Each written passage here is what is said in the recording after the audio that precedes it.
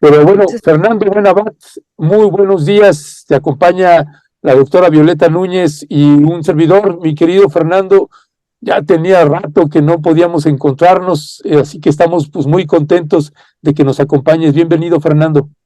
Un gran abrazo, muchas gracias. Saludos a ambos en este día postrero, ¿no? Del año que se va, así que bueno, qué gusto saludarlos, y un gran abrazo a toda la audiencia también, ¿no? muchas gracias. Pues nada más recordarle a la audiencia que el doctor Fernando Buenavad es doctor en filosofía de la comunicación y bueno, realmente nos parece muy importante este último, prácticamente último día del año en términos de noticias aquí del diario, este noticiario Momentum, platicar con él sobre un balance de lo que él considera más importante que ha ocurrido en este año 2022 en América Latina. Así es que le damos la palabra, la bienvenida y el agradecimiento por en este momento de vacaciones tomarnos esta entrevista. Así es que gracias, doctor Buenavaz. Pues muchas gracias a ustedes. La verdad que, y vuelvo a decir que lo que creo que siempre es indispensable a un final de año es el balance, el resumen, la perspectiva, ¿no? Porque todo lo que uno vea hacia el pasado, todo el recuento que uno hace, tiene que ver necesariamente con lo que viene en el futuro inmediato, ¿no? Eh, y hoy particularmente tiene sentido esto porque dos de las, a mi entender, dos de las importantes eh, referencias para señalar de este año como resumen, tienen que ver con los avances importantes que en América Latina ha dado la izquierda, ¿no? Los grandes, importantes y significativos triunfos que ha tenido los pueblos en la región y un despertar de conciencia política que creo que hoy no tiene precedentes en el mapa de la región. No con esto yo estoy haciendo, como dicen algunos compañeros, cuentas alegres. No es que yo diga, esté echando campanas al aire y diga que misión cumplida y que hemos logrado derrotar a todos los demonios. Eh, Incluso dentro de las grandes importantes victorias como la victoria del pueblo colombiano, incluso las trascendentales victorias para la región, como justamente la del pueblo de Brasil, ¿no? Que ha logrado, que ha logrado desenfadarse de Bolsonaro en términos de tenerlo como presidente del país. eh, a mí no me obnubila esto y no me hace pensar que el problema está resuelto y superado, ¿no? Entiendo que ni en Colombia y ni en Brasil y en ningún lugar de la región las derechas han desaparecido, todo lo contrario, han recrudecido algunas expresiones de la derecha y de la ultraderecha en el continente, pero también creo que esto es la expresión, el malestar de la propia derecha, las rabietas que hacen y el histrionismo que han aprendido a desplegar en todo el continente y buena parte de Estados Unidos, la derecha y la ultraderecha son síntomas muy claros de que algo les está doliendo. Y eso algo que les duele precisamente es que los pueblos hayan pintado hoy, digamos, el continente entero de progresismo, ¿no? Salvo algunos países como Uruguay, por ejemplo, etcétera, donde todavía las expresiones de gobiernos eh, eh, de, de, de, de vocación neoliberal más desvergonzada todavía se expresan, se pavonean. Entonces, pero a mi entender, si pudiéramos tener un mapa detallado de la situación de América Latina hoy, veríamos frentes que habían tenido mucho tiempo silenciados, veríamos movimientos sindicales, movimientos de trabajadores, movimientos incluso universitarios, de intelectuales y de científicos también, y de artistas incluyo, que hace mucho tiempo no tenían expresión política, que no se organizaban, que no participaban de movimientos de masas, y hoy estamos viéndolo. Eso creo que es lo destacable de este fin, de este año, de este 2022, que, que tiene su marca durísima, ¿no? Con las consecuencias de la pandemia, un año que tiene marcas durísimas en términos de lo que ha significado la guerra que financia Estados Unidos junto con la OTAN en Ucrania, el costo brutal que ha tenido esto en los pueblos europeos, que hoy están pagándola con frío con penurias de todo tipo, mientras los gobiernos están transfiriéndole fortunas a Zelensky, ¿no? Un año marcado por problemas muy severos a nivel planetario en términos de agresión a los ecosistemas, un año de depredación muy seria a la Amazonía, porque hay que decirlo, ¿no? También sigue en pie la brutalidad que está llevándonos a, pues a abismos, ¿no? A veces infranqueables, a veces en algunos casos ya sin retorno, ¿no? En términos de recuperación de los ecosistemas. Eh, en fin, un año fuertemente marcado por el capitalismo en todo el mundo, un año de grandes sellos imperiales en el planeta entero, y aún así, y contra eso, repito, por lo menos en América Latina y muy claramente, se siente y se percibe una movilización social que bueno, está eso, digamos, en una fase de hervor, para llamarlo de alguna forma. Vamos a ver ya en unas cuantas horas hacia dónde va esto, ¿no? Unas cuantas horas quiere decir no solamente el cambio de calendario, sino la asunción de Lula da Silva en Brasil, ya advierte esta situación de tensiones. Vamos a ver cómo se resuelve, cómo se supera y cuánto nos enteramos de todo eso, para tenerlo como agenda política de la región y desde luego no perder de vista también como resumen de este año el desarrollo del lawfare, el desarrollo de las mafias judiciales, financieras y mediáticas que en la región están haciendo estragos, ¿no? Vale decirlo por el caso de Perú a esta hora, necesariamente, urgentemente, pero también vale decirlo por Bolivia, que es ahora mismo una situación de mucha tensión porque la ultraderecha boliviana decidió volver a atacar y volver a intentar golpes de Estado, y esta vez ha habido tomas de decisiones muy importantes en términos incluso de detención de los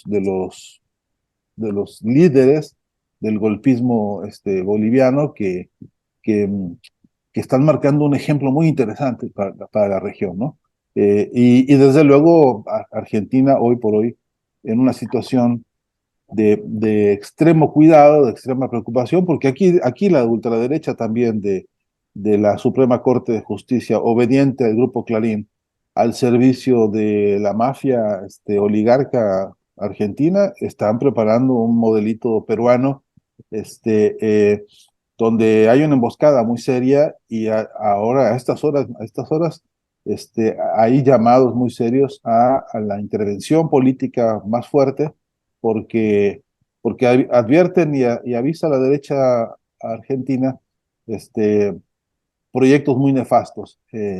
La propia vicepresidenta Cristina Fernández, que hace muy pocas semanas este, padeció un episodio que todavía no acabamos de valorar con su gravedad extrema, que es haber visto a una vicepresidenta con una pistola en la cabeza, disparándole 2 veces. Eso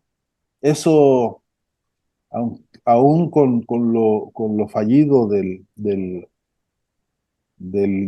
magnicidio, no deja de ser una advertencia, una bola de cristal en la que tenemos que vernos todos en la región, ¿no? Ya. Y perdón, por último, concluyo que la agenda inmediata sigue siendo la carta a los Reyes Magos que estamos haciendo, es justamente el llamado a la unidad de las fuerzas progresistas y de izquierda de América Latina, que todavía no logramos saldar esa tarea urgente, que es de una vez y por todas unirnos en una lucha integrada e integral, ¿no? Uno de los grandes desafíos, Fernando, ese que está señalando precisamente Y me gustaría, Fernando, también si pudieras darnos un poquito más de pistas de lo que está sucediendo en Argentina. Hay una compañera que es de gente, compañera de la audiencia, y bueno, ya es casi de, más bien ya es de rompeviento, Es de la familia ya. es de la familia, es Nora Brie. Ayer nos compartía ella un artículo de Raúl, el juez Raúl Zaffaroni, y el título de ese artículo es El pueblo ante la ausencia de derecho. Y básicamente lo que este juez señala en su artículo es que las decisiones de la Suprema Corte de Justicia de Argentina pues ha generado no solamente una ausencia de derecho, eh, y dice la nota, ¿no? Y lo que queda cuando desaparece el derecho, dice, no solamente es no es un vacío de derecho no antijurídico, sino ajurídico. Y entonces hay una articulación, lo que se termina planteando, pues otros autores de lo que uno va viendo allá, pues uno ve que hay pues una estrategia pues mucho mejor manejada. Me parece que la de Perú es un poco más burda que lo que uno puede alcanzar a vislumbrar de lo que se está, lo que sucede en Argentina. ¿Qué decir? ¿Qué está pasando ahí? Porque los medios de comunicación en Argentina también están jugando un papel fundamental, como sucedió también en el Perú. Si pudieras hacernos pues un resumen, mi querido Fernando, de cuáles son los puntos álgidos de lo que está sucediendo actualmente en Argentina. Sí, Raúl Zaffaroni es, ni duda cabe, uno de los referentes importantes. Él fue miembro de la Suprema Corte de Justicia en algún momento, ya jubilado, y es uno de los juristas más respetados, eh, o incluso por sus posiciones bastante, digamos, progresistas, ¿no? Avanzadas, etcétera. Mm. No obstante, yo no recurro a esas categorías porque yo, todo lo contrario, no creo que no haya derecho. Lo que pasa es que es el derecho de la burguesía, ¿no? Porque lo que pasa es que Mm. tenemos la estructura jurídica burguesa que ya está haciendo de las suyas y que se expresa hoy con toda impudicia. Eh, eh, eh, Esto es lo que ellos han fabricado, ¿no? Esto es lo que la oligarquía y la burguesía argentina han fabricado para defenderse. Este es el modelo que no hemos sido capaces de discutir en términos de una concepción de Estado, de una lógica del Estado-nación que no dependa de las leyes de la burguesía, ¿no? Y hay que meter en la caja de este análisis también a la democracia burguesa, que se merece una repasada profunda en sus propios términos, ¿no? También protegida y cobijada por esa estructura jurídica que la propia oligarquía ha fabricado. Hoy por hoy en Argentina la cosa se volvió más cruda y no sé si se puede hacer un concurso de ver cuál es más impúdico y más impune, ¿no? Entre Perú y Argentina, porque acá tuvimos hace unas semanas a los jueces de la Suprema Corte de Justicia, más representantes del Grupo Clarín, más diputados trepados en un avión privado que se fue de viaje al sur del país, a un lugar que se llama Lago Escondido, que es propiedad de un magnate inglés de apellido Lewis, y son los, junto con el Grupo Clarín, los que hoy por hoy mangonean al país en términos económicos y políticos. Se fueron para allá a un encuentro en el que se repartieron una serie de negocios. Esto se descubrió, se dio a conocer y tenemos hoy al secretario de Justicia de la Ciudad de Buenos Aires, del grupo de la derecha, de la extrema derecha macrista. Tenemos a la Suprema Corte metida en esta danza, recibiendo órdenes, instrucciones y dinero y dádivas de este hombre Lewis, que fue, digamos, el huésped que le dio bienvenida al gerente del Grupo Clarín, ¿no? Para reunir a todos estos. Esto es un escándalo, lo mires por donde lo mires, ¿no? En los días recientes se han descubierto y se ha demostrado de dónde viene, de uno de los riñones más favorecidos de Mauricio Macri, de apellido Caputo. De ahí salió el dinero con que se financiaron los tipos que que planearon el atentado contra Cristina Fernández. Esto se ha exhibido y se ha dicho, se ha recontradicho por todas partes. Hay pruebas a raudales y sin embargo no pasa nada. Y para colmo, ayer mismo las noticias estaban repletas de información sobre cómo se han prestado favores y negocios de sumas escandalosas entre el gobierno de la ciudad de Buenos Aires y el partido y los representantes del partido de Mauricio Macri, en fin, digamos, con un desparpajo que pues a cualquiera ruborizaría si hubiera un poquito de vergüenza y un poquito de dignidad. Pero no la tienen porque justamente esto es lo que ellos han armado. Este es el cinismo, digamos, de clase con el que con toda impudicia se exhiben sus fortunas y exhiben sus negociados, ¿no? De modo que lo que hoy tenemos es que hagas lo que tú hagas en términos de denuncia, va a parar a un juez que seguramente está tocado por el Grupo Clarín y que seguramente no hará nada porque pues, está al servicio de esto. Y que tú puedes después apelar a una siguiente instancia jurídica, que el otro también está tocado por el Grupo Clarín, y ahí irán congelando, si no es que incluso revirtiéndote a ti tu denuncia para que termines tú siendo el responsable, culpable o el criminal de lo que realmente eres víctima. Y esto, el ejemplo más duro y crudo es Cristina Fernández, ¿no? Que hoy tiene sobre sí una serie de amenazas y de juicios y de malversaciones judiciales en donde ella es la víctima de estos ataques, incluyendo el intento de magnicidio, y sin embargo la exhibición pública y la intención de algunos jueces es revertir la cosa, al punto de que la han acusado de autoatentado, ¿no? Que ya, digamos, es rebasar incluso toda lógica posible, pero no les preocupa y no les espanta y no les toca. Y entonces, cuando hablamos de qué tan burdo es uno u otro de los escenarios, yo no sé quién será el campeón de lo burdo hoy por hoy entre Perú e incluso entre cualquier otro de los que hoy en el continente, bueno, Bolsonaro mismo, ¿no? No lo que han hecho ahora, sino lo que han venido haciendo a lo largo de los años recientes. Es que este es el riesgo hoy en Argentina, ¿no? Y también es cierto que el movimiento digamos, el que se suponía, por el cual votó la mayoría de la gente en Argentina, que es el Frente de Todos, el frente que lidera el presidente Fernández y Cristina, por cierto que no han estado a la altura del clamor social, ¿no? Por cierto que a la altura de los malestares sociales no está todavía ninguna voz salvo la de Cristina Fernández, que, por cierto, en sus condiciones y en el agobio en que vive, pues con muchas limitaciones, alcanza hoy a, a, a generar la movilización necesaria. Ella misma hace unos días dijo, no esperen órdenes de nadie, salgan a hacer lo que tienen que hacer. No estén esperando que yo les diga quién es el candidato, quién sigue o quién.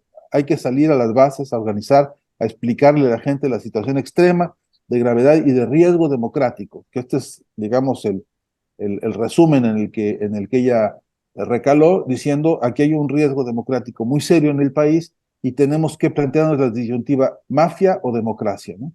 Y en ese paisaje estamos, pero estamos, repito, bailando una danza con la orquesta de la burguesía local, estamos metidos en una situación de gravedad democrática, para llamarlo así, sí, por la democracia burguesa, ¿no? Porque también está armada así, porque no tenemos ninguna opción de un revocatorio de mandato bajo ninguna circunstancia, porque no existen, digamos, instancias objetivas y concretas para que el pueblo organizado interfiera en la situación hoy por hoy, ¿no? Entonces, la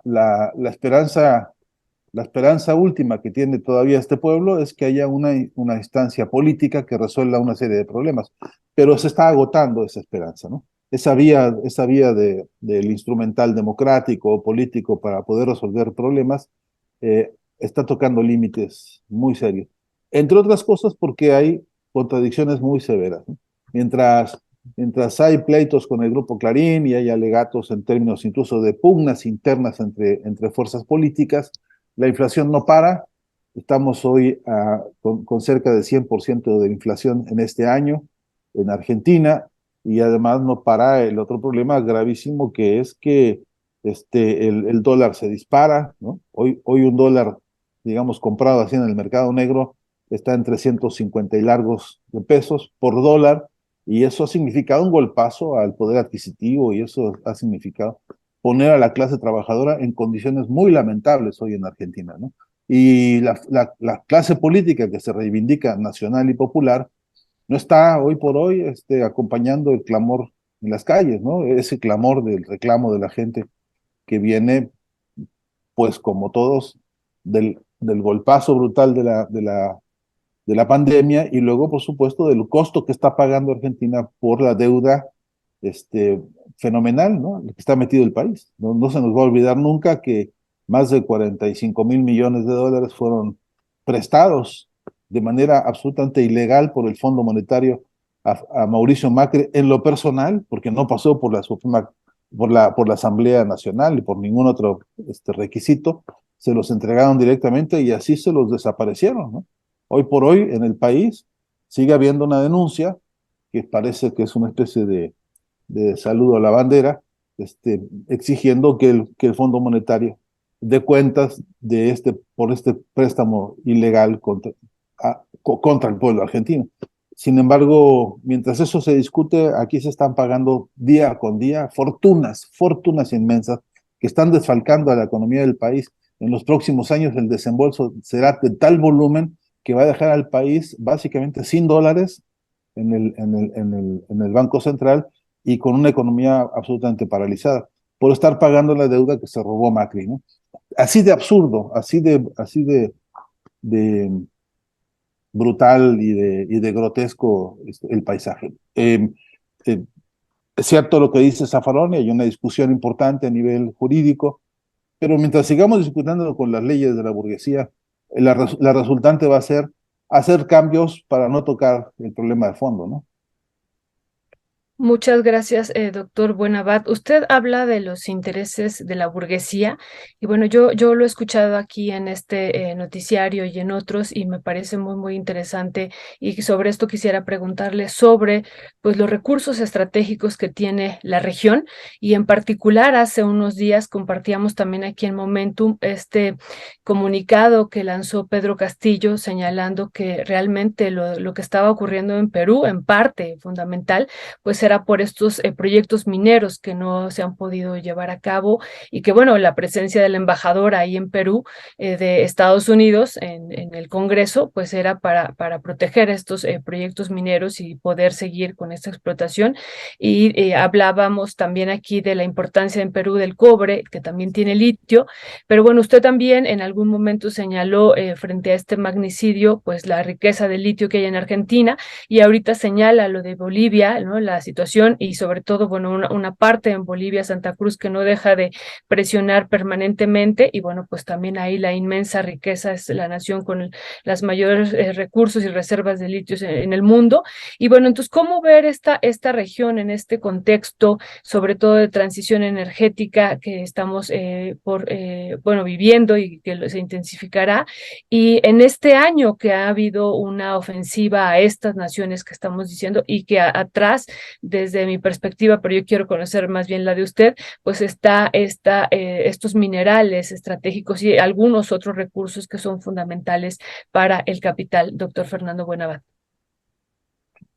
Sí, yo antes que referirme a las riquezas, digamos, las llamadas riquezas naturales, a usted que el continente ofrece o les ha ofrecido a los grandes capitales transnacionales una riqueza casi regalada, que es la mano de obra de la clase trabajadora en todo el continente. Usted debe revisar antes de ver cuánto litio o cuánto oro o cuánto cobre hay en estas zonas, en esta región. ¿Cuánto se le paga a los trabajadores? ¿Cuánto le pagan a cada gambusino, a cada minero en Bolivia, o en Perú, ¿no? Eh, por jornada a los trabajadores, y es absolutamente ridículo, es absolutamente esclavizante, ¿no? Entonces, la fuerza de trabajo, que es una de las más importantes fuerzas de la producción, sin la cual no habría producción, por cierto, a ellos les cuesta centavos, a las grandes transnacionales amafiadas con los poderes políticos locales, ¿no? Este es el paisaje, esta es la realidad cruda. A eso hay que añadirle que este trabajo se aplica a cualquier cantidad de cosas. Tiene que ver con la industria, con las plantas industriales, por ejemplo, automotrices o las plantas que son como grandes maquiladoras con sueldos diferentes, ¿no? Según las habilidades, las conveniencias y las urgencias que haya, y también la capacidad organizativa de los distintos sindicatos que pelean de manera distinta en la región, ¿no? Habría que hacer un mapa también de la lucha sindical que hoy está en pie para ver cómo se defienden a la fuerza de trabajo. Pero ese, digamos, es el recurso más importante, a mi entender, que hay que analizar de fondo, porque sin ese recurso todos los demás pierden sentido, ¿no?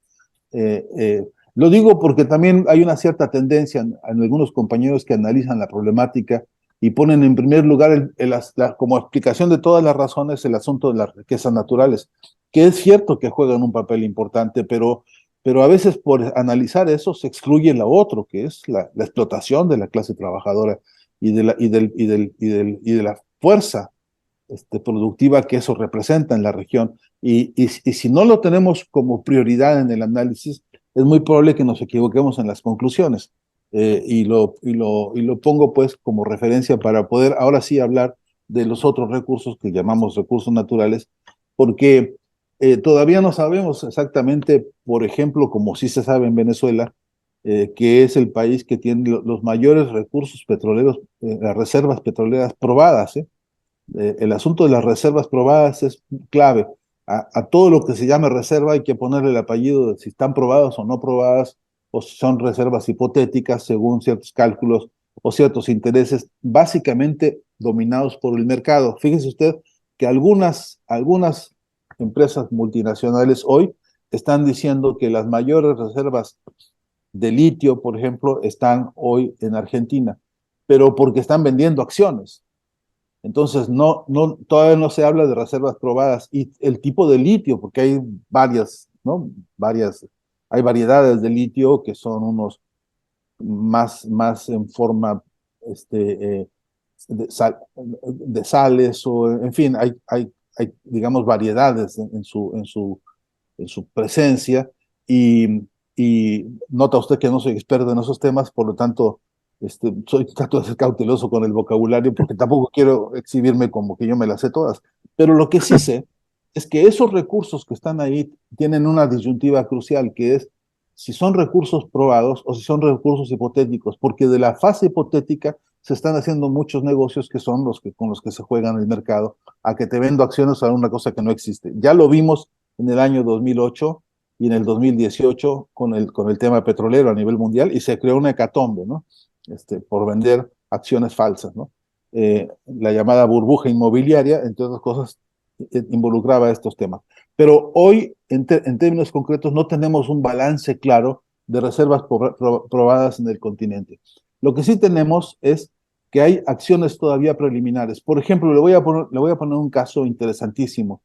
Días antes del golpe de Estado en Bolivia contra el presidente Evo Morales, vino a Argentina, a la provincia que es frontera con Bolivia, vino un avión con la esposa de Donald Trump y con el dueño de Twitter, ¿no? El señor Musk ahora, que es el dueño de Tesla y es digamos, uno de los perros más hambrientos hoy por hoy de litio en el mundo.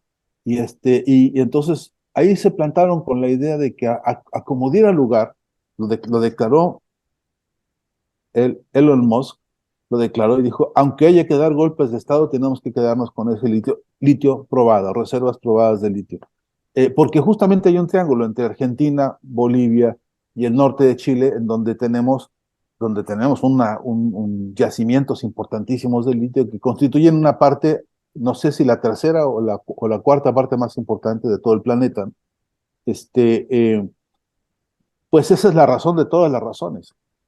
Esa es la razón de todas las razones. En Perú, lo dijo una diputada hace muy poco, dijo, pues la razón por la que han hecho esto contra el presidente Castillo es porque se están acabando los contratos mineros en Perú, están feneciendo y tienen que renovarse en los próximos 30 o 40 días. Había que sacar a como diera lugar a Castillo del escenario, porque si no, no se iban a poder renovar los contratos en las condiciones que las transnacionales mineras quieren imponerle renovadamente a Perú. Casi todas transnacionales mineras canadienses, no se nos debe olvidar, ¿no? También el apellido que tienen estas mafias, ¿no? Que por cierto son los que diseñaron la columna vertebral del saqueo minero en toda América Latina, ¿no? Desde México hasta la Patagonia, son los canadienses los que han venido haciendo de esto un negocio absolutamente obsceno, ¿no?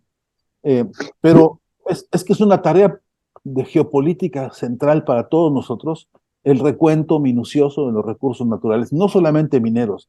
Tenemos aguas, tenemos pesca, tenemos, es decir, café, tabacos, Bosques. bosques, usted póngale el nombre que quiera. Este continente es un dechado de riquezas en todos sentidos. Este continente puede satisfacer las necesidades de casi la totalidad del planeta, en términos de los recursos con que cuentan. Solamente las hipótesis que se han hecho en términos de resolver el problema del hambre, atendiendo los recursos pesqueros que hay en esta región en estas regiones del continente, verdaderamente sería como mágico poder resolver eso en términos alimentarios, ¿no? Entonces, la razón de todas las razones es esa, es adueñarse de una mano de obra esclavizada en términos de pagar centavos por las jornadas laborales que son extenuantes y son iba a decir una barbaridad, perdóname, pero porque verdaderamente hay que ver a los campesinos y a los mineros en el Perú, hay que ver a los compañeros en Bolivia, hay que ver las condiciones de exterminio laboral en el que viven, y no solamente, ¿no? Podríamos decir de cualquier parte del continente, pero junto con la explotación de la mano de obra, el saqueo de recursos naturales, que ha sido absolutamente obsceno, sin control, sin medición, repartiendo ganancias de manera absolutamente pornográfica. Yo lo pondría en ese orden para esta geopolítica. Gracias, Fernando. Mira, nada más te comento un poquito, te comparto con el caso de Violeta Núñez, pues que además yo creo que van a tener mucho en común para platicar y conversar más adelante, además de ahora, pues que es aquí no nos gusta decir los expertos o expertas y esos términos, pero sí es una persona que lleva pues décadas estudiando el marxismo y minería, y muy en los últimos años el litio, así que son temas que trabaja desde hace tiempo y que precisamente con todos los temas que ahorita estaba colocando Fernando Buenabad, Violeta, pues yo me voy a sacrificar de las preguntas que me surgieron como 10 aquí preguntas ahorita que escuchaba a Fernando, y te voy a dejar, porque sé que tocó varios temas que llevas pues décadas trabajando, y te voy a dejar que avientes también la siguiente pregunta. Bueno, muchas gracias, Ernesto. Esto que estaba comentando ahorita doctor Buenabad, me parece muy importante, ¿no? Que aquí hay que poner el centro en el sujeto, no en la cosa, ¿no? Hace rato estábamos analizando o lo que platicaba hoy el presidente López Obrador en torno al crecimiento del Producto Interno Bruto, de una vez que ocurre la pandemia y una vez que estamos viviendo este proceso de la guerra entre Rusia y Ucrania y el proceso inflacionario, pero él decía lo más importante también aquí es la parte pues cualitativa, ¿no? O sea, la parte también de las transformaciones sociales, no solamente la parte insistimos, de la cosificación, sino de los sujetos. Y a mí me gusta mucho esto que usted señala en torno a que, pues sí, vivimos una sobreexplotación de la fuerza de trabajo a nivel continental, pues muy, muy marcada, y que realmente hay una incorporación por parte del capital y un dominio de esta fuerza de trabajo, y también sobre la naturaleza, ¿no? Ahí no la separamos, y a mí me parece muy, muy importante cómo lo está usted colocando. Y otra de las cuestiones que usted señalaba en términos geopolíticos es que, bueno, no solamente es el interés minero, si no hay una gran cantidad de recursos que están aquí en juego. Y yo insisto, ¿no? Frente a esta transición energética mundial, y que usted bien comentaba la situación que se está viviendo ahorita, en particular en Perú, que es a donde yo quisiera preguntarle si nos puede abundar más al respecto, porque es una situación que ya lleva pues varias decenas de asesinatos y de muertos, y esto no se ve cómo se va a solucionar. ¿Cuál es su perspectiva? Ya decía usted, uno de los fondos aquí es que se están por renovar algunos proyectos y contratos mineros. ¿Y cuál sería la perspectiva que tenemos nosotros como Latinoamérica en este problema que se está viviendo en Perú, de verle una solución, sobre todo frente a la presencia, usted ya lo comentaba en otro contexto, por ejemplo, en Bolivia, previo al golpe de Estado, cómo llega la hija Ivanka Trump allá, y Elon Musk, y acá, pues después del golpe de Estado que le dan a Pedro Castillo, llega la embajadora estadounidense. Entonces, ¿qué perspectiva hay? Y bueno, y lo que ocurrió, usted comentaba también en otro espacio, lo que ocurrió en Argentina con el magnicidio de Cristina Fernández, y aquí, ¿qué perspectiva habría en este caso de Pedro Castillo para Latinoamérica, para una solución frente, insistimos, a este interés estadounidense? Oh, qué pregunta. Bueno, trataré de decir lo que pueda en poco tiempo, porque no quiero ser demasiado extenso, pero hay varias cosas que creo que deben hacerse. Unas que tienen que ver con problemas de fondo y otras que tienen que ver con problemas de lo inmediato, ¿no? Uno, hay que garantizar la vida del presidente Castillo. Eh, Me parece que hace falta un movimiento internacionalista de fuerzas políticas capaces de mover opinión pública en serio para exigir primero la liberación del presidente Castillo y garantizar su vida, ¿no? Eso me parece a mí que es fundamental porque más de un tufo criminal y magnicida está dando la vuelta hoy en Perú, y algunos creen que, que desapareciéndolo a él, desaparece la esperanza que él supuso y que él abrigó o representó en algún momento para el pueblo peruano. De modo que esta es una consigna que creo que de primera mano hay que poner como una emergencia, como una urgencia de la hora. Y junto con esa, por supuesto, la defensa de los derechos humanos en el pueblo peruano. Ya sé que esto puede parecer incluso idílico o utópico o ingenuo, hasta romántico, pero es una exigencia política central hoy. Para, para primero despertar, poner el reloj despertador en la cabeza de mucho progresismo y de mucha izquierda en América Latina, y sobre todo porque es una herramienta política que podemos hoy activar en el sentido de anunciar y denunciar los crímenes que se están cometiendo todos los días en el Perú. Por ejemplo, incluso ser capaces de especificar en Arequipa, por ejemplo, la persecución contra movimientos estudiantiles y contra movimientos de trabajadores de la minería y contra incluso viejos importantes docentes referentes de la universidad en Arequipa, por ejemplo, se les han ido a meter a sus casas y a saquearles sus bibliotecas y a quemarles sus libros y a hacerles tropelía y media en una especie de misión hormiga para sembrar el pánico, ¿no?, entre la población y tratar de por la vía del miedo, por la vía del terror que saben implantar estos grupos de choque, disciplinar a las fuerzas políticas, por ejemplo, en Arequipa.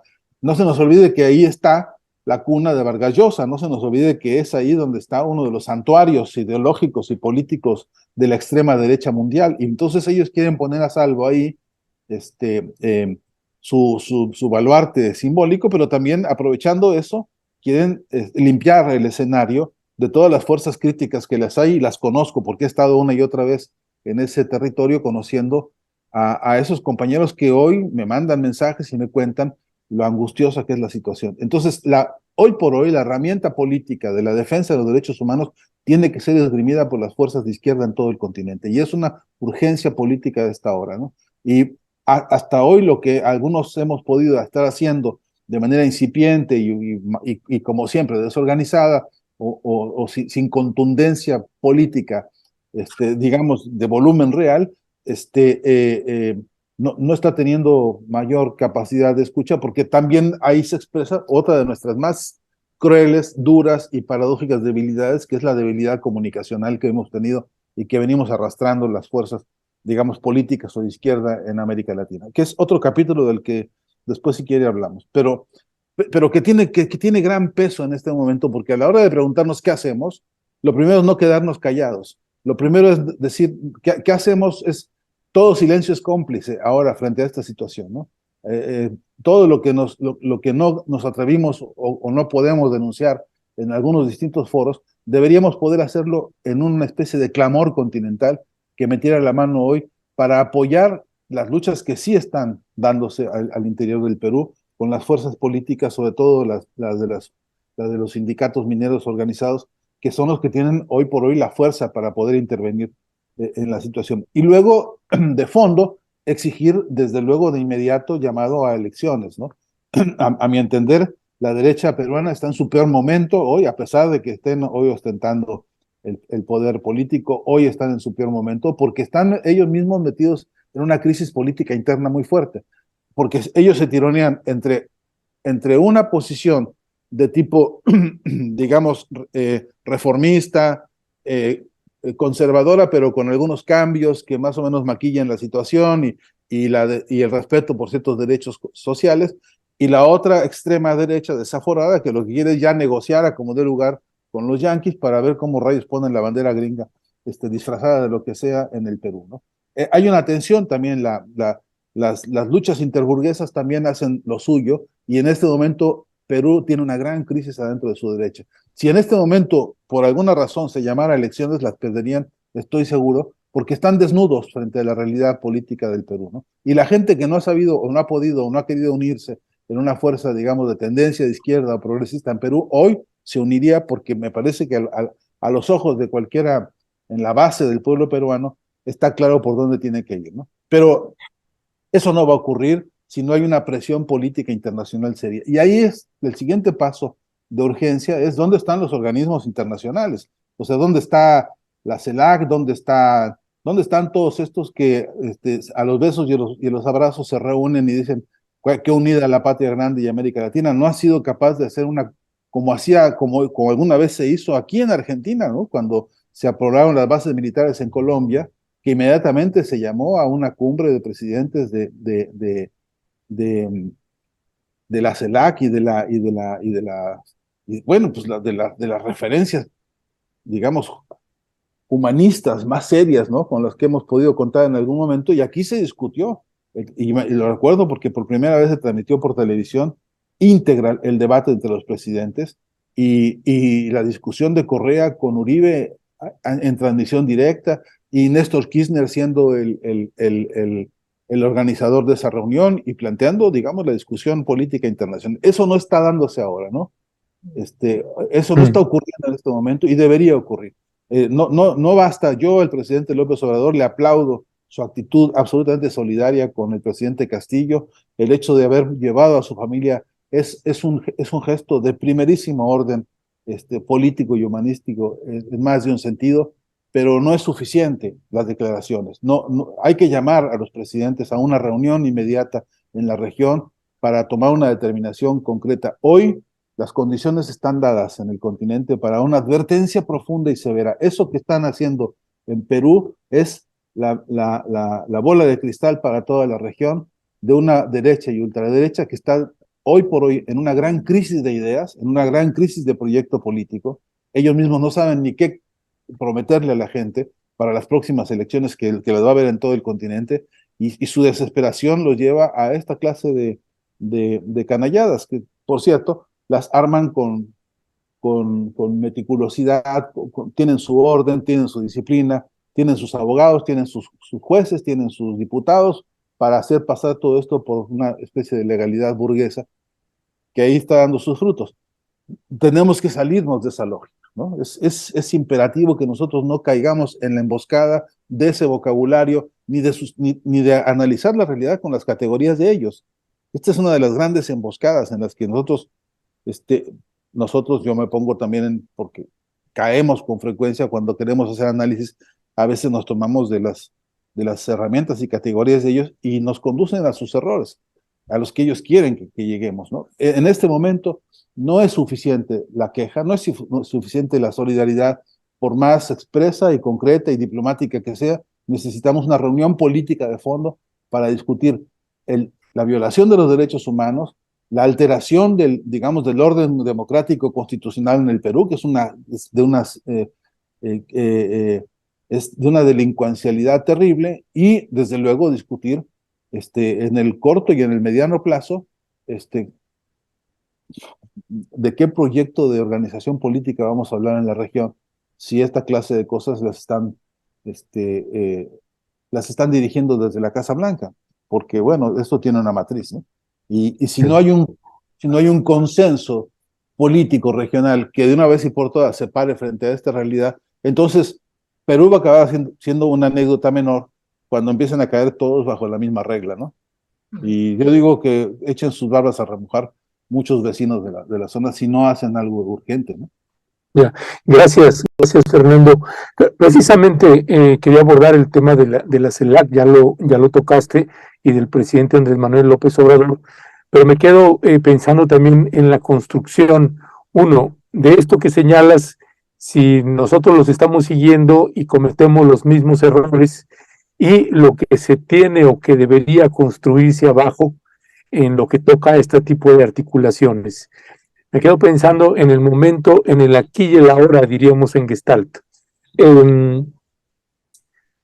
Petro, en Colombia, Lula, ahora en Brasil, don Lucho Arce en Bolivia, Xiomara en Honduras, Boric, aunque pagando las novatadas, Boric en Chile, y cada país con su contexto y con su complejidad. El presidente Fernández en Argentina es el otro, y Nicolás Maduro y Venezuela, que de pronto ahí me gustaría que pudieras, ¿dónde está? ¿Cómo colocar? ¿No? Pareciera que, aunque también es un país aliado y podrían considerarse que son presidentes que tienen pues líneas políticas e ideológicas similares o cercanas, pues es al que veo un poco separado ahí, y me gustaría, desde la valoración y la experticia que tienes en ese tema y el conocimiento, porque es un país que visitas mucho, que conoces bastante bien, así como este contexto político latinoamericano. Y en ese conjunto de países, el hecho de pensar en la CELAC como una de las herramientas para sacudirse a la OEA, y ahí pues pareciera que no hay mucho que hacer en ese sentido. ¿Cómo pensar esta CELAC, esta articulación de países y presidentes en el contexto político que tenemos ahorita, en el país que me parece uno de los enormes desafíos, pensando en los que están arriba, los que están gobernando? Otro piso y otro nivel es las organizaciones de abajo, y este desafío de romper las fracturas internas que hay en cada país y que no logramos solidificar. A lo mejor valdría la pena pensar en un encuentro continental, que no sé si se esté pensando con la idea específica y fundamental de esto que has estado colocando una y otra vez, que es lograr esta articulación soñada, que en este momento político sería, pues podría ser toda la diferencia, Fernando Buenabad. Sí, es de vida o muerte. Es decir, hoy la vanguardia política está en la base, está abajo. Lo que la gente dice, en realidad, el clamor del malestar, la articulación, el hartazgo de los pueblos, es la vanguardia que está organizando y ordenando el sentido. Ahí está la agenda poderosa, ¿no? Ahí está la agenda política importante. Si tuviéramos la capacidad de hacer en este recorrido un recuento de las demandas que están presentando los distintos movimientos obreros y campesinos de la región, los movimientos más avanzados estudiantiles, las grandes importantes luchas que están dando los artistas y los científicos en sus distintos territorios, nosotros tendríamos una agenda política portentosa. Es decir, de ahí derivaríamos nosotros dónde está la verdadera vanguardia del pensamiento en América Latina, ¿no? Sin embargo, los de arriba, estos que tú dices, los de la cúpula, parece que están sordos a eso en general, ¿no? Parecería que no hay sensibilidad en las cúpulas para poder, primero, abrir caminos para que esos nuevos liderazgos y esas agendas se vuelvan las agendas rectoras de la organización política de este momento, y luego, por cierto, de una vez y por todas romper con las oligarquías locales en cada uno de los países, por cierto, porque hay oligarquías rancias que hoy por hoy tienen un proyecto más bien medieval que cualquier otra cosa, que están pensando dar saltos hacia formas, verdaderamente, estoy exagerando lo de medieval y me equivoco, porque en realidad están pensando ir directamente al nazismo y al nazifascismo, ¿no? Que esa es la matriz de la que hoy se están alimentando muchos movimientos de derecha y de ultraderecha en la región. Y ahí te pongo por caso Milei y otros cuantos, y no me quiero desviar de eso porque me parece más importante el otro debate, que es qué está pasando con los líderes hoy, digamos, de las izquierdas más importantes de la región. Nicolás Maduro.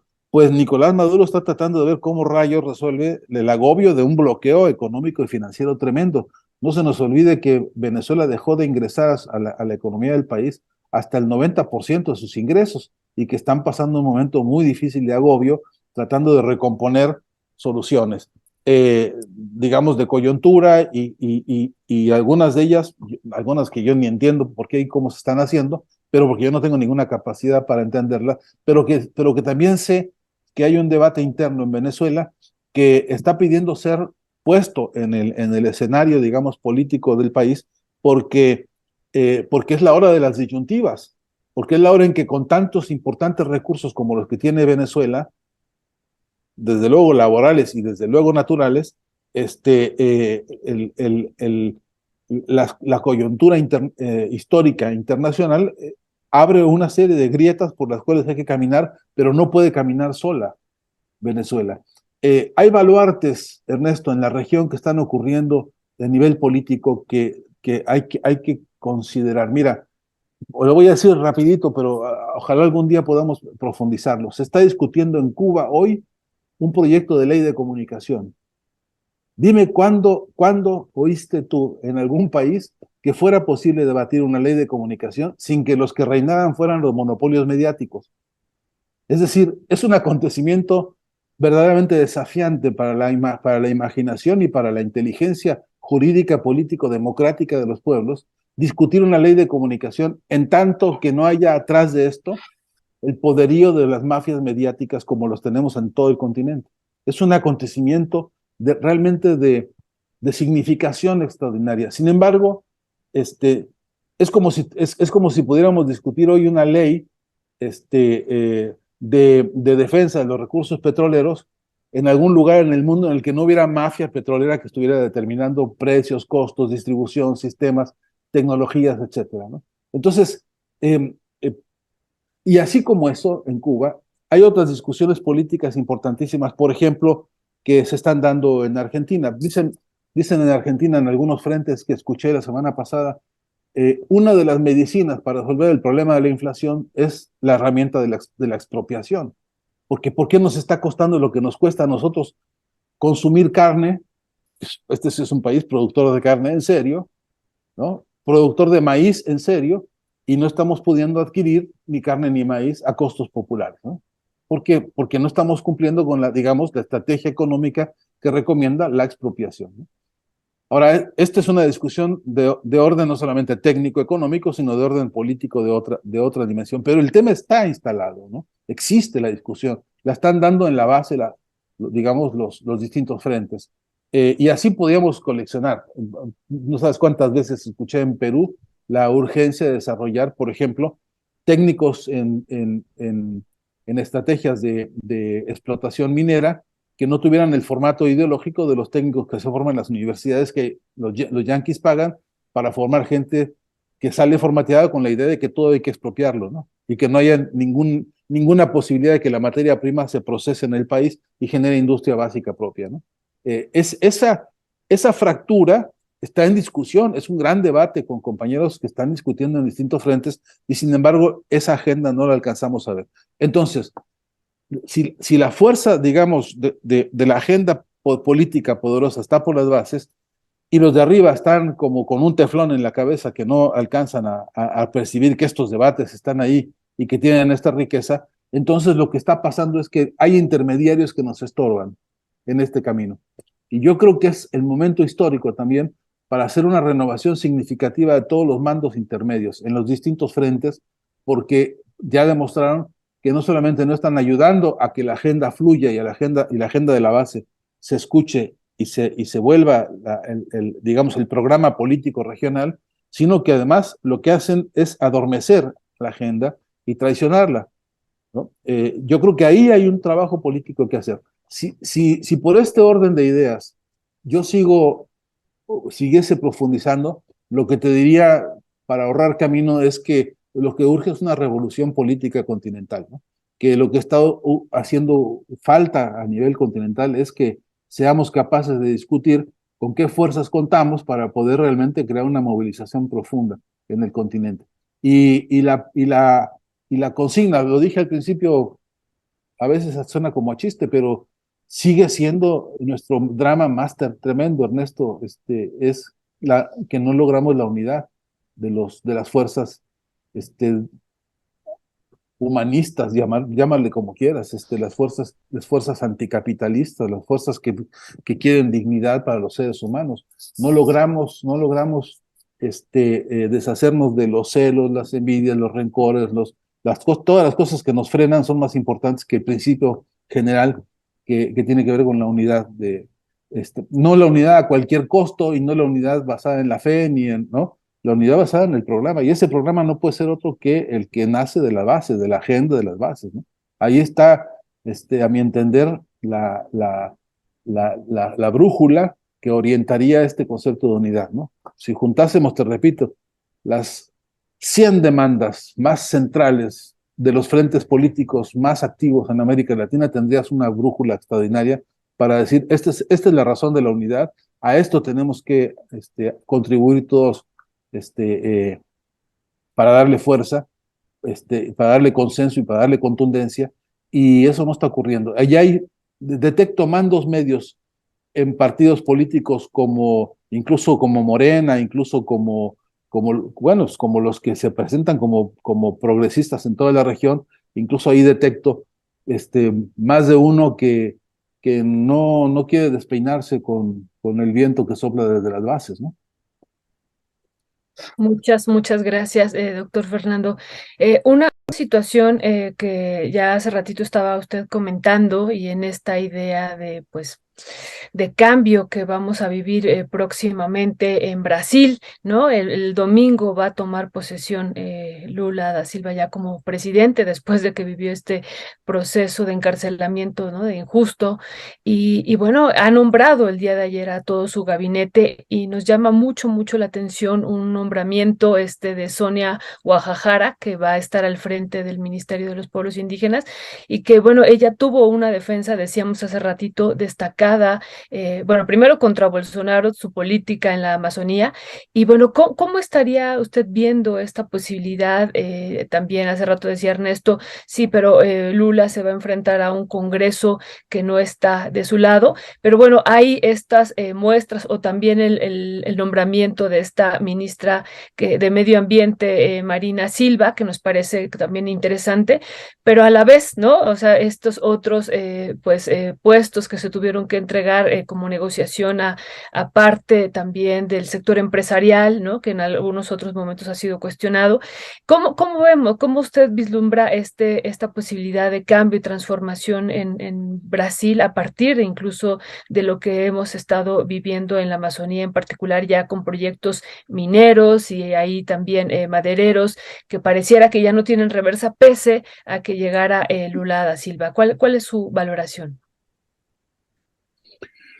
Uy, pues lo primero diría cautela, ¿no? Mucha cautela. No, es como si usted hubiera vivido encerrada en un cuarto durante semanas, ¿no?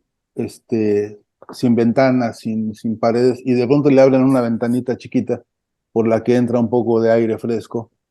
Usted aprecia ese aire fresco como, aunque sea poco y aunque no cambie toda la atmósfera de la habitación, usted ese pequeño aire fresco lo aprecia como oro molido. Y esto es lo que creo que pasa con Brasil ahora mismo. Han sido años de auténtica porquería, ¿no? Ha sido años de, no sé si usted se imagina lo que es levantarse todos los días con Bolsonaro en la prensa, ¿no? Diciendo las barbaridades que dice y que hace. No sé si usted se lo puede imaginar desayunando, merendando y todos los días de su vida, este, teniendo que padecer semejante cosa, ¿no? Eh, por tanto, Lula viene a representar ese pequeño huequito por el que viene a entrar un poco de aire fresco, no sin dificultades, ¿no?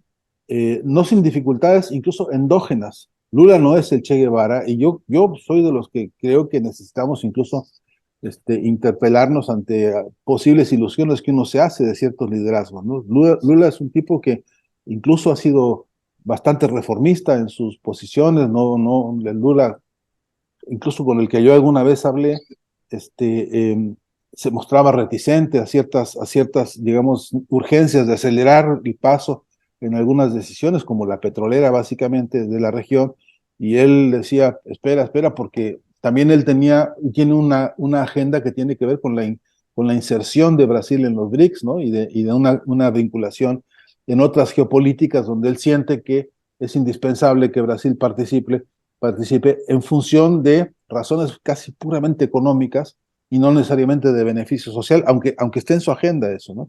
De modo que yo creo que hay que ser cauteloso, agradeciendo el aire fresco, desde luego, ¿no? Agradeciéndole al pueblo de Brasil que se haya tomado la audacia y la fortaleza de producir este cambio, pero hay que ir con cautela.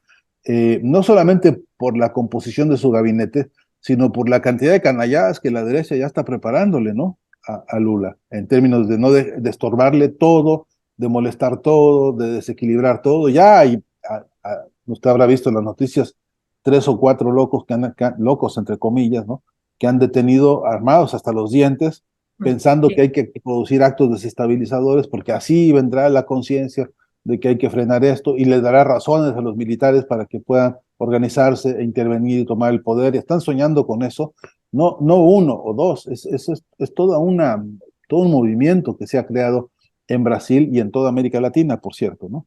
Entonces, yo diría que hay que ir con cautela. Lo más interesante es lo que logre hacerse desde abajo en términos de aprovechar la coyuntura para reorganizarse. Le recuerdo a usted que una de las consecuencias más terribles de los gobiernos estos neoliberales, como el de Macri, como el de Bolsonaro y como el de otros tantos, es que logran desarticular a la base de una manera muy perniciosa. Y aunque hay grupos de resistencia muy poderosos, se debilitan porque la presión es fenomenal, ¿no? No se explica a uno que exista un presidente hoy como el del Uruguay, sino es porque ha logrado desarticular movimientos tan importantes como los que ha habido históricamente en Uruguay, de movimientos de izquierda importantísimos, ¿no? No se entiende hoy que Uruguay esté teniendo que aceptar esto que acepta, ¿no? Porque abajo hay un desgaste fenomenal que tiene que ver con un montón de estrategias que ellos desarrollan. Eso ha ocurrido en Brasil y eso está pasando y va a tener que recomponerse en un periodo muy rápido, ¿no? Y yo sí tengo muchas esperanzas de que cambie no solamente ese viento fresco que va a entrar por ahí, sino que también el humor de la gente, ¿no? El humor de la organización es crucial. Bueno, usted lo sabe mejor que yo, en cualquier movimiento de trabajador, además del aliento y de las condiciones que puedan mejorar laboralmente, está que si no hay una moral de batalla con un humor distinto, todo se complica muchísimo más, ¿no? Yo creo que eso va a pasar en Brasil. Mi esperanza es que este día primero van a tener una transición presidencial en medio de un luto nacional, ¿no? Pero eso no, estoy seguro que no va a limitar el que haya alegría y haya celebración, y eso estoy seguro que va a ser en el termómetro político del Brasil de hoy una invitación importante a que la gente vuelva a movilizarse y vuelva a incrustarse y vuelva a participar en los frentes. Eso lo creo. Y por cierto, que más le vale a Lula incentivar eso porque es un campo de batalla crucial.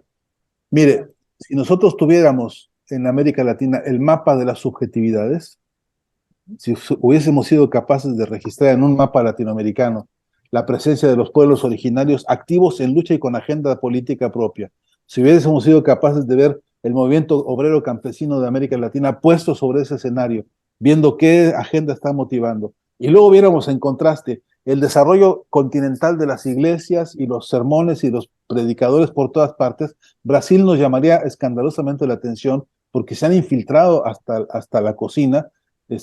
Hoy hay que pedirles permiso a los predicadores para que la gente vaya a votar, ¿no? Eso es un hecho al que se enfrentó Lula ahora en las elecciones recientes. Eh, hay una especie de manto freático continental que hoy dominan las iglesias y los predicadores de todo tipo, desde las iglesias más viejas hasta las que hay ahora por internet, y es un problema político serio que tenemos sobre nuestros pueblos ahora.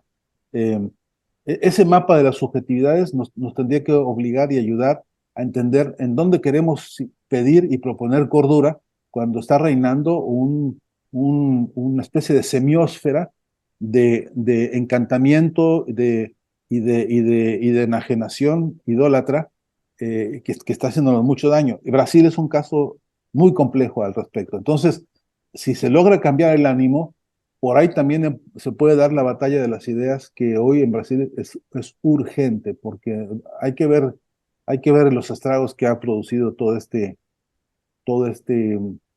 marasmo ideológico, si se le puede llamar así, de las iglesias en el Brasil, que han venido a inocularle a la gente el mandato de la resignación, ¿no?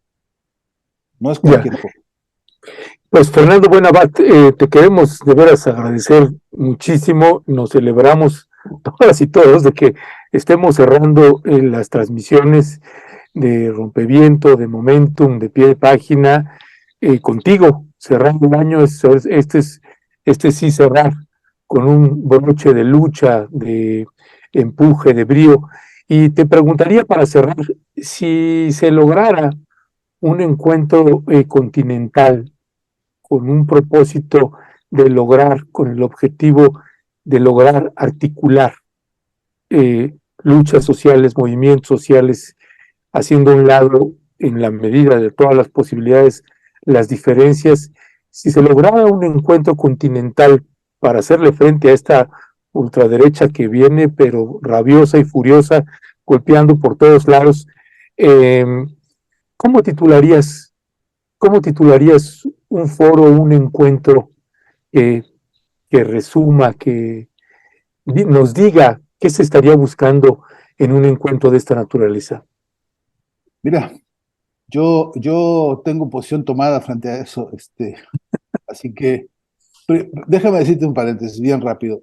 Yo no dejaría de lado las diferencias, ¿no? Yo las sometería al mandato de la gente en las bases. Yo le preguntaría a la gente, ¿qué te parecen nuestras diferencias entre Ernesto y yo respecto al mole poblano, ¿no? Y todo el mundo me diría, mira, compadre, déjense de tonterías porque lo más importante es que comamos todos, ¿no? Entonces, ahí sí creo que es muy didáctica la cosa de pongamos a consideración de la historia nuestras diferencias, porque es probable que muchas de ellas las resuelva la base por encima de nuestros juicios o prejuicios, ¿no? Pero en todo caso, eso es una parte de la agenda de ese encuentro, ¿no? Al que yo llamaría, yo diría, si no fuera el título, por lo menos ese sería el espíritu del encuentro, sería un encuentro humanista de nuevo género, ¿no? Yo le llamaría así.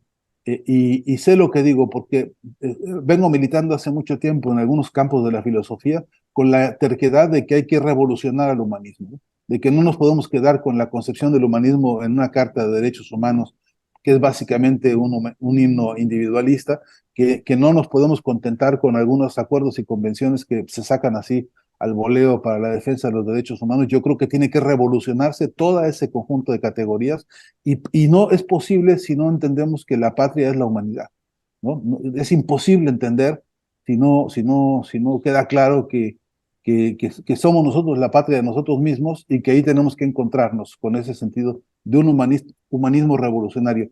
Así que si yo pudiera convencer a alguien de que se llamara de alguna manera a un encuentro así, yo le pondría por un humanismo revolucionario. Ok. Pues Pues muy interesante, ya sé que ya se acabó el tiempo, pero ya habrá otro momento el próximo año para platicar incluso sobre el humanismo mexicano. Ya nos dirá sus piensos, doctor Buenabad, pero ya será en otro momento, a partir de esto que dice la patria como el humanismo y este humanismo revolucionario. Así es que, pues muchas, muchas gracias y cerramos con, pues no con broche de oro, sino con una sesión realmente de lujo y de lucha y de esperanza hacia el futuro, pese a toda la situación que estamos viviendo en América Latina. Muchas gracias, doctor Yo Buenabad. tengo muchas gracias a ustedes, de verdad, un abrazo grande con el deseo de que el próximo año sea un año de muchas victorias en muchos campos diversos de lo personal y de lo colectivo. Pero hay una frase que me enamora y yo quiero dejarla para qué sé yo, como parte del deseo de Año Nuevo. Y es que es una frase potente que se dice con frecuencia en Venezuela y en Cuba. Y dicen ellos, nosotros venceremos. Y esa convicción me parece súper necesaria para levantar una copa esperando el Año Nuevo. Un gran abrazo para ambos. Gracias. no digo más. Con eso cerramos. Fernando Buenabad, un fuerte abrazo.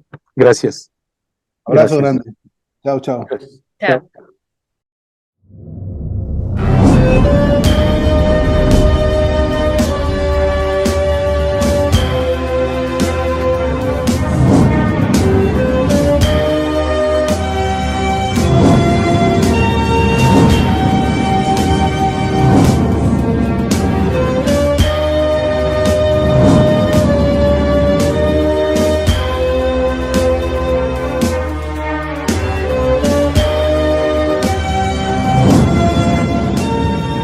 Gracias a todas.